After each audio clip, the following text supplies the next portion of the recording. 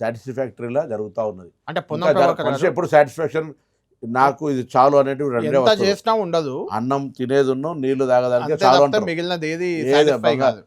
అయితే పొన్నం గారు మీరు చేసింది 26 నెలలు పూర్తయింది మీ పాలన. 26 మంత్స్ అయిపోయింది. ఇంకా 34 మంత్స్ ఉంది మీకు అంతే మిగిలింది.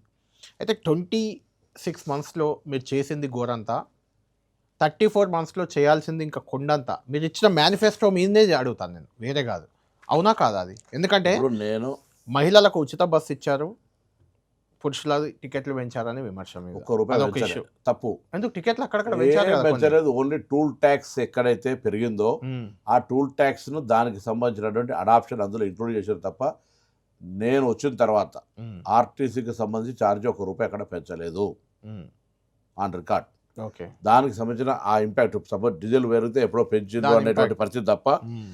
మేముగా ఆర్టీసీకి రేట్లు పెంచలేదు. రైట్. అయితే మీరు మహిళలకు ఆర్టీసీలో ఉచిత ప్రయాణం కల్పించారు కానీ మీరు మహిళలకు ఇస్తామన్న ప్రధాన హామీ 2500 రూపాయలు నెలకు ఇస్తామన్నది అటకెక్కించారు. ఇప్పటి వరకు ఇవ్వలేదు. అంటే భవిష్యత్తులో ఇస్తారేమో, నేను ఇప్పటి వరకు మాట్లాడుతున్నాను. కళ్యాణ లక్ష్మి మీరు పెళ్లి చేసుకోండి తులం బంగారం అన్నారా, బంగారం రేటు ఆకాశానికి అంటుతుంది, తులం ఇవ్వగలరా? ఇవ్వలేరు.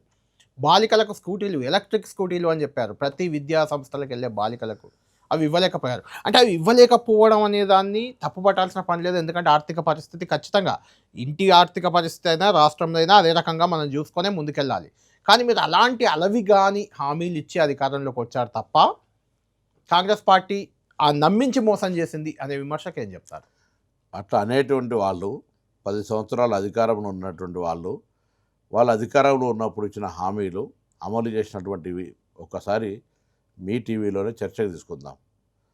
ఎప్పుడు కానీ అధికారంలో ఉన్న వాళ్ళను చెట్లున్న పనులున్న చెట్లకే రాళ్ళు కొడతారంటారు. మేము అధికారంలో అడిగే హక్కు మిమ్మల్ని మీకు అడగాలి ఉంది, కూడా. అడగాలి కూడా. మ్మ్.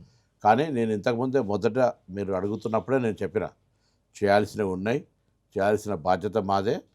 5 సంవత్సరాలు ఇప్పటికి 26 నెలల ఇన్ని అధిగమించినాం, అవి కూడా అధిగమించి చూపిస్తాం.